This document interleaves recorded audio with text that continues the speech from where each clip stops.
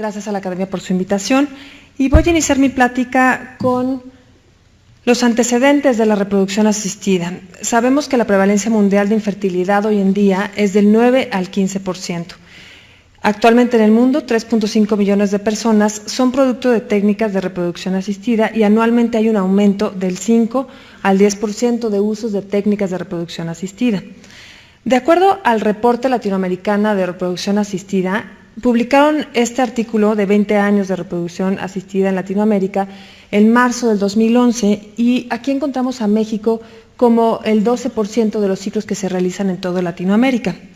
Si observamos en esta tabla, de acuerdo a 1990, había en México solamente un centro de reproducción asistida que realizaba técnicas, reportándose 103 ciclos al año.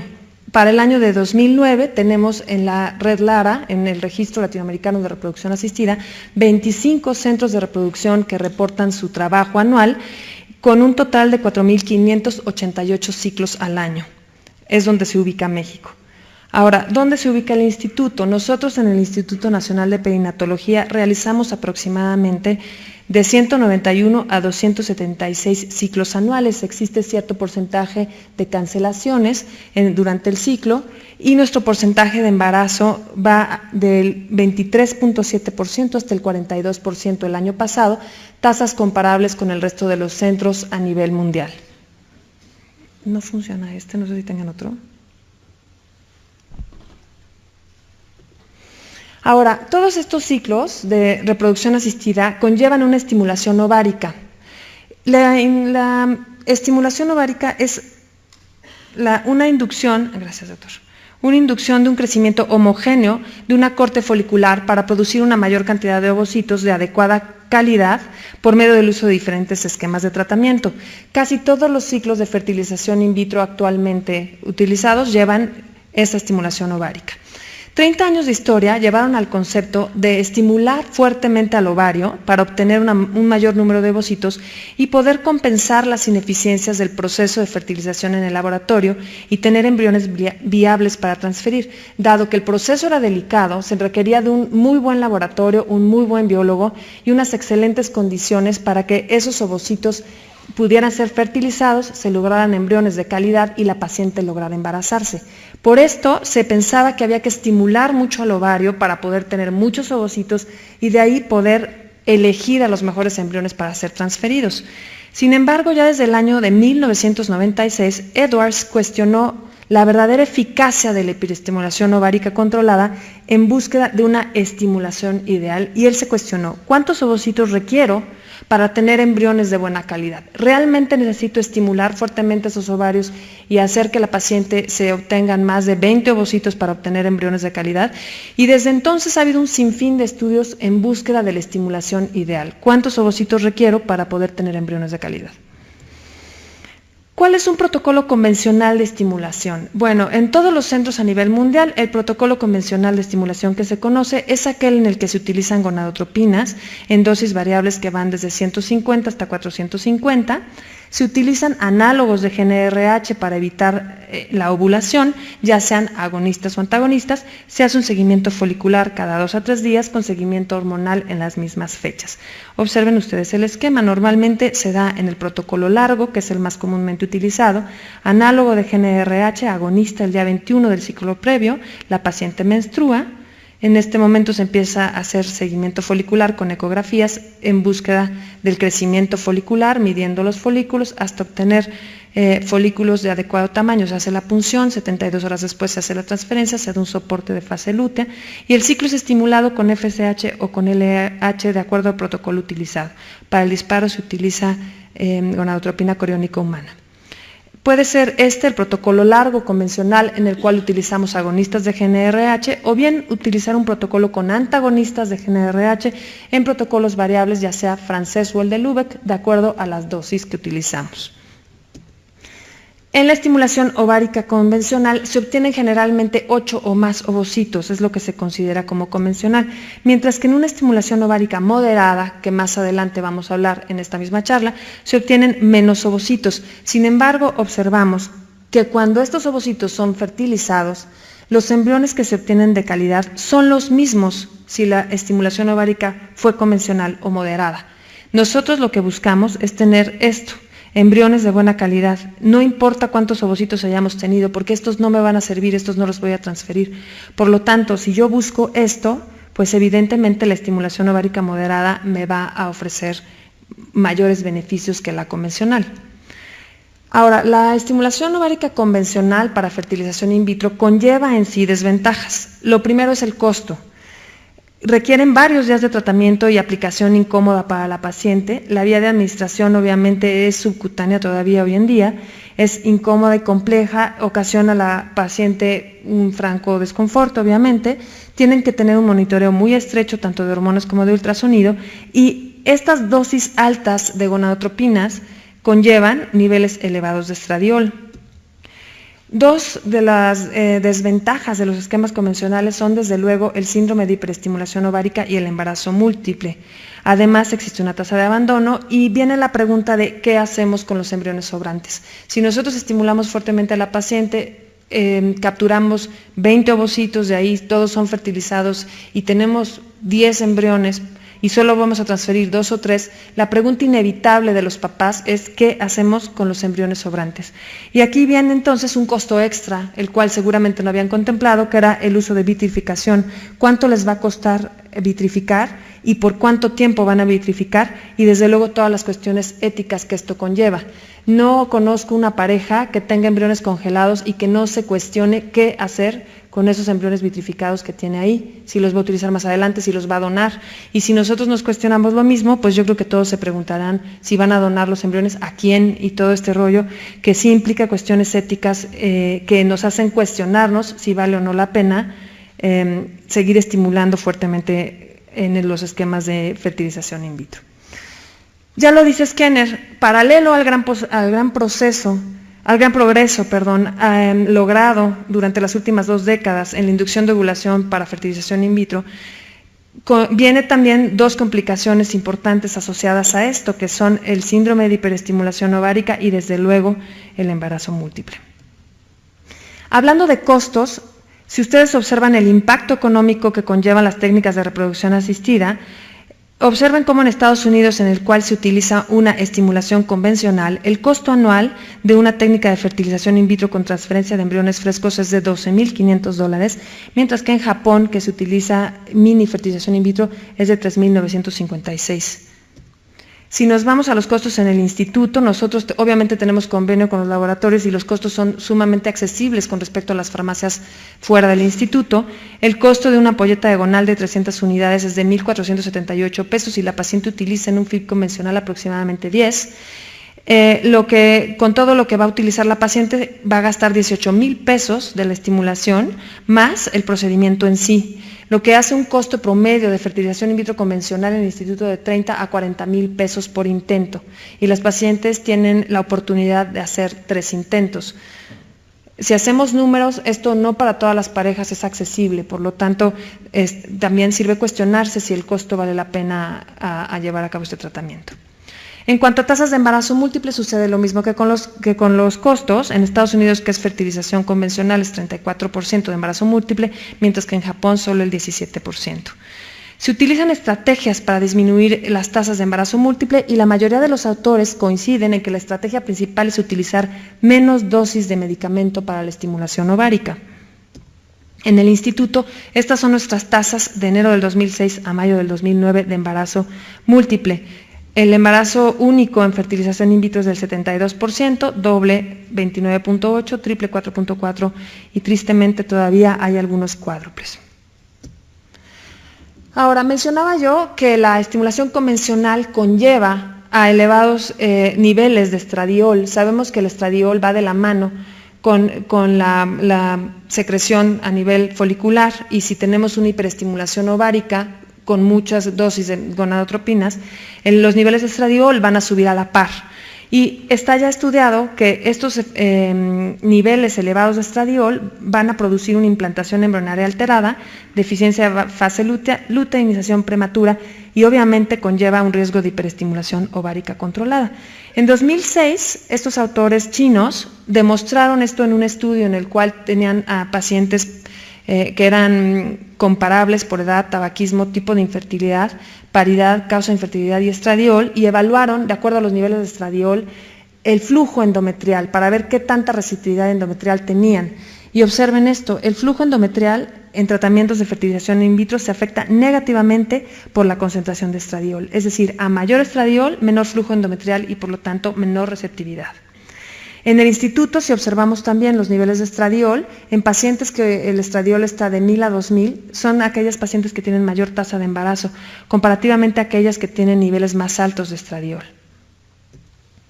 En cuanto al síndrome de hiperestimulación, es algo que todos tememos y que obviamente puede prevenirse con una adecuada estimulación. En el instituto tenemos 13 pacientes que han sido internadas en terapia por síndrome de hiperestimulación ovárica. Esto es desde el 2003 hasta el 2009, únicamente hemos tenido 13 pacientes, pero el promedio de internamiento es de 3.6 días y esto evidentemente es una complicación que debemos de evitar.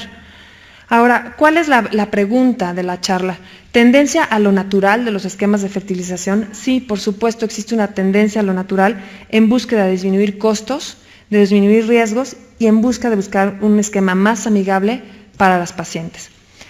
Existen en la literatura en los últimos 20 años un sinfín de estudios que se cuestionan si el ciclo natural es mejor para pobres respondedoras, las tasas acumuladas de embarazo en un ciclo natural modificado, ciclos naturales modificados, si son mejor o no, que si la estimulación leve tiene un progreso o va a ser mejor, 25 años después de la estimulación ovárica, un sinfín de estudios en los cuales se cuestiona si debe de hacerse una estimulación más amigable o menos invasiva, por así decirlo.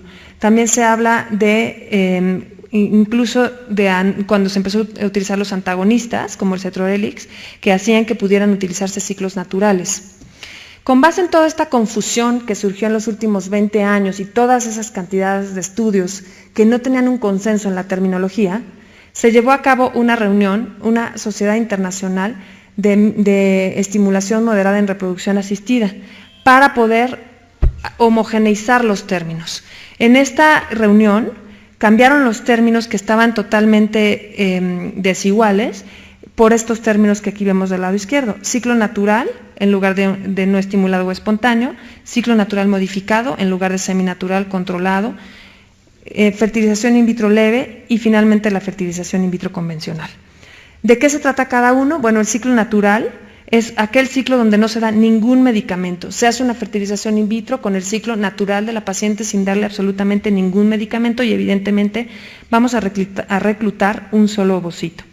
El ciclo natural modificado también vamos por un ovocito, pero aquí vamos a utilizar HCG para el disparo y podemos utilizar antagonistas para evitar el pico prematuro del LH y poder capturar ese ovocito. La fertilización in vitro leve, el objetivo es 2 a 7 ovocitos con dosis bajas de FSH y finalmente la estimulación convencional, que ya habíamos hablado de qué se trataba. En este metaanálisis se estudiaron 3 estudios clínicos aleatorizados con el objetivo de ver si estimulando levemente a la paciente tenían las mismas tasas de embarazo que si hacían una estimulación convencional. Entonces compararon estimulación convencional contra estimulación leve. La estimulación leve fue con 150 unidades en el día 5 del ciclo, utilizando antagonistas, a diferencia de la estimulación convencional con protocolo largo con agonistas.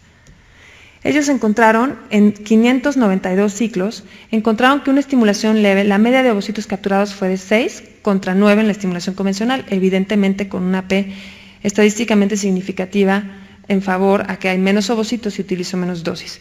Sin embargo, ellos encontraron que las mejores tasas de embarazo se lograron cuando se capturan 5 ovocitos en estimulación leve o 10 en estimulación convencional. Si ustedes observan esta tabla, aquí los autores comparan la estimulación convencional contra la estimulación leve y observen el número de ovocitos capturados. Evidentemente, en la estimulación leve, la mayoría de las pacientes tienen menos ovocitos, pero las tasas de embarazo son comparables cuando se trata de una estimulación convencional en la cual se obtienen más ovocitos. Si observamos detenidamente el cuadro, cuando se obtienen muchos ovocitos, 22 a 30 ovocitos, no hay tasa de embarazo, ni para estimulación leve ni para estimulación convencional, lo que quiere decir que en realidad no necesitamos tantos, que es lo mismo que decía yo al principio de la plática con la gráfica de estimulación convencional versus moderada. No me sirven de nada tantos ovocitos si no son de buena calidad. Las conclusiones de los autores son que el número óptimo de ovocitos a capturar depende del protocolo utilizado. En ambos protocolos, la respuesta moderada conlleva a mejores tasas de embarazo que la hiperrespuesta ovárica. Pocos ovocitos en estimulación leve traducen un grupo homogéneo de ovocitos de buena calidad, porque esto es similar a la estimulación natural endógena de la mujer. Es decir, la selección natural de la corte folicular va a hacer que entre menos sean de mejor calidad. La hiperrespuesta tiene efectos deleterios, muchos ovocitos pero de mala calidad, altos niveles de estradiol, que ya mencionamos que tiene efecto negativo en la implantación, y alteración en los mecanismos de segregación cromosómica. Se sabe que cuando son ovocitos de mucha estimulación o de una hiperrespuesta pueden tener aneuploidías. En el instituto hicimos un estudio clínico aleatorizado en el cual comparamos precisamente lo mismo, una estimulación convencional con una estimulación leve o moderada, en la cual utilizamos 150 versus 300 unidades. La pregunta de investigación fue precisamente saber si utilizando menos dosis teníamos las mismas tasas de embarazo. Y las características basales de las pacientes eran comparables, excepto por el índice de masa corporal, que era favorable hacia la moderada, dado que tenían un poco más de sobrepeso que las pacientes que eran sometidas a estimulación convencional. El resultado primario que evaluamos fue la tasa de embarazo. También evaluamos la dosis total, los días de estimulación, los folículos, los ovocitos fertilizados, y encontramos los siguientes resultados en cuanto a tasa de embarazo, que era nuestro desenlace primario. La tasa de embarazo, tanto en estimulación moderada como en estimulación estándar, es la misma. Lo mismo que la tasa de no embarazo, con una P de 0.286, lo que quiere decir que no hay diferencia si uso menos dosis o si uso dosis convencional. Los niveles de estradiol fueron comparables.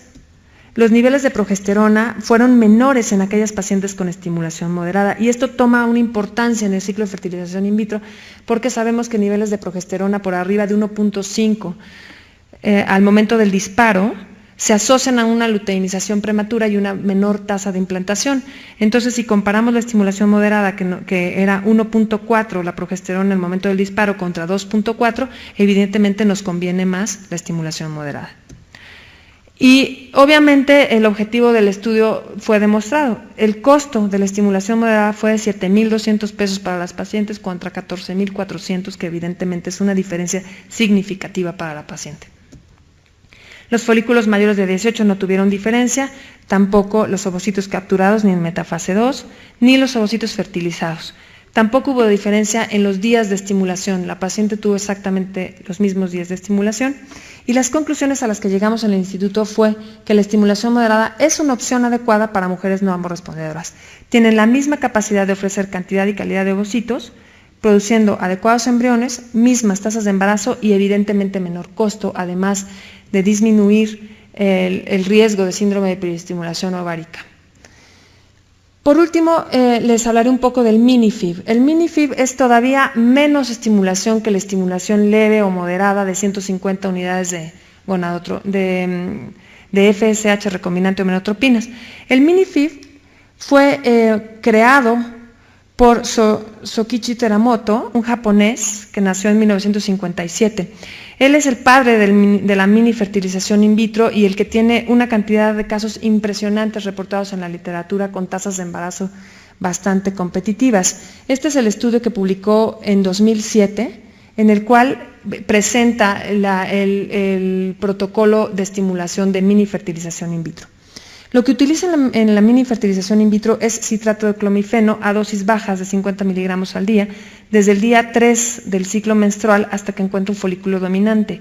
Va a dar FSH recombinante o menotropinas en días alternos a 150 unidades y va a ir midiendo obviamente por seguimiento folicular el tamaño del folículo. Cuando encuentra folículos maduros da un disparo, en este caso utiliza nafarelina, y a partir de aquí va a realizar la transferencia de los embriones si es que encuentra un endometrio apto para esto.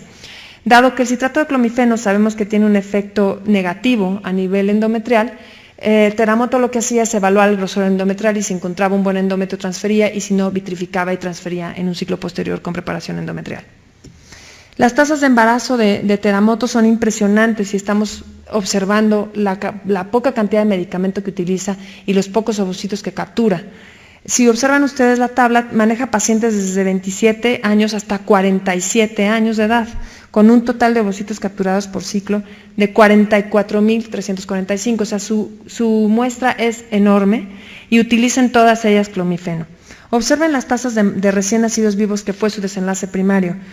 Son tasas de 28%, 27, 23 y evidentemente van disminuyendo conforme la edad va avanzando. Pero la tasa de 28 y 27 para las pacientes jóvenes entre 27 y 32 es una tasa comparable a las tasas de embarazo que se manejan o las tasas de recién nacido vivo que se manejan en cualquier centro de reproducción. Si tomamos en cuenta esto, pues evidentemente el Minifib es una excelente opción si queremos mínima estimulación a bajo costo. El total de todas sus pacientes, que fueron 4.923, la tasa de embarazo fue del 11%, pero yo pienso que esto es un poco porque estos porcentajes le disminuyen la tasa total, dado que son pacientes de edad muy avanzada. En conclusiones, ¿cuál es la evolución de los esquemas de hiperestimulación ovárica? Si existe una tendencia a lo natural. Bueno, en los últimos 10 años la tendencia sí es una tendencia hacia lo natural, hacia la estimulación moderada, leve o incluso al Minifib. ¿Y por qué? Pues primero porque va a ser una excelente opción para aquellas pacientes con baja reserva ovárica. Ya se sabe que las pacientes con baja respuesta, bajas respondedoras o con baja reserva no responden a la estimulación, así se les den altas dosis de gonadotropinas. Por lo tanto, pensando en que es mejor obtener pocos ovocitos pero de buena calidad, para estas pacientes es una excelente opción utilizar la estimulación leve o moderada.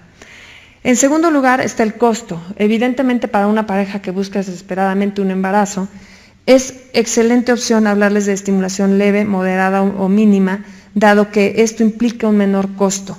Esto lleva a menos aplicaciones, mucho más cómodo, cosa que a la paciente le va a encantar, y evidentemente no hay riesgo de síndrome de hiperestimulación ovárica. También hay menor tasa de embarazo múltiple, que evidentemente no pasa con la estimulación convencional. Otra cuestión es que va a haber embriones de buena calidad, dado que esto se lleva por una selección natural, como habíamos dicho, y con menor receptividad endometrial por los niveles de estradiol más bajos. Las tasas de embarazo son competitivas en ciclos naturales, en mini fertilización in vitro o en fertilización moderada contra la estimulación convencional. Es importante que tengamos en cuenta que nuestro objetivo como biólogos de la reproducción siempre es tener un recién nacido vivo en casa sano. No muchísimos embriones de mala calidad congelados en el laboratorio, sino un recién nacido vivo en casa. Muchas gracias. Para el año de 2009 tenemos en la red LARA, en el Registro Latinoamericano de Reproducción Asistida, 25 centros de reproducción que reportan su trabajo anual, con un total de 4.588 ciclos al año. Es donde se ubica México. Ahora, ¿dónde se ubica el instituto? Nosotros en el Instituto Nacional de Perinatología realizamos aproximadamente de 191 a 276 ciclos anuales. Existe cierto porcentaje de cancelaciones durante el ciclo y nuestro porcentaje de embarazo va del 23.7% hasta el 42% el año pasado, tasas comparables con el resto de los centros a nivel mundial. No funciona no sé si tengan otro. Ahora, todos estos ciclos, el de estimulación que se conoce es aquel en el que se utilizan gonadotropinas en dosis variables que van desde 150 hasta 450. Se utilizan análogos de GnRH para evitar la ovulación, ya sean agonistas o antagonistas. Se hace un seguimiento folicular cada 2 a 3 días con seguimiento hormonal en las mismas fechas. Observen ustedes el esquema. Normalmente se da en el protocolo largo, que es el más comúnmente utilizado, análogo de GnRH, agonista el día 21 del ciclo previo, la paciente menstrua. En este momento se empieza a hacer seguimiento folicular con ecografías en búsqueda del crecimiento folicular, midiendo los folículos hasta obtener folículos de adecuado tamaño. Se hace la punción, 72 horas después se hace la transferencia, se da un soporte de fase lútea y el ciclo es estimulado con FSH o con LH de acuerdo al protocolo utilizado. Para el disparo se lograran embriones de calidad y la paciente lograra embarazarse. Por esto se pensaba que había que estimular mucho al ovario para poder tener muchos ovocitos y de ahí poder elegir a los mejores embriones para ser transferidos. Sin embargo, ya desde el año de 1996, Edwards cuestionó la verdadera eficacia de la hiperestimulación ovárica controlada en búsqueda de una estimulación ideal, y él se cuestionó: ¿cuántos ovocitos requiero para tener embriones de buena calidad? ¿Realmente necesito estimular fuertemente esos ovarios y hacer que la paciente se obtengan más de 20 ovocitos para obtener embriones de calidad? Y desde entonces ha habido un sinfín de estudios en búsqueda de la estimulación ideal. ¿Cuántos ovocitos requiero para poder tener embriones de calidad? ¿Cuál es un protocolo convencional de estimulación? Bueno, en todos los centros a nivel mundial, el protocolo convencional. Gracias a la Academia por su invitación, y voy a iniciar mi plática con los antecedentes de la reproducción asistida. Sabemos que la prevalencia mundial de infertilidad hoy en día es del 9 al 15%. Actualmente en el mundo, 3.5 millones de personas son producto de técnicas de reproducción asistida, y anualmente hay un aumento del 5 al 10% de usos de técnicas de reproducción asistida. De acuerdo al reporte latinoamericana de reproducción asistida, publicaron este artículo de 20 años de reproducción asistida en Latinoamérica en marzo del 2011, y aquí encontramos a México como el 12% de los ciclos que se realizan en toda Latinoamérica. Si observamos en esta tabla, de acuerdo a 1990, había en México solamente un centro de reproducción asistida que realizaba técnicas, reportándose 103 ciclos al año de reproducción asistida conllevan una estimulación ovárica. La estimulación ovárica es una inducción, gracias doctor, una inducción de un crecimiento homogéneo de una corte folicular para producir una mayor cantidad de ovocitos de adecuada calidad por medio del uso de diferentes esquemas de tratamiento. Casi todos los ciclos de fertilización in vitro actualmente utilizados llevan esta estimulación ovárica. 30 años de historia llevaron al concepto de estimular fuertemente al ovario para obtener un mayor número de ovocitos y poder compensar las ineficiencias del proceso de fertilización en el laboratorio y tener embriones viables para transferir. Dado que el proceso era delicado, se requería de un muy buen laboratorio, un muy buen biólogo y unas excelentes condiciones para que esos ovocitos pudieran ser fertilizados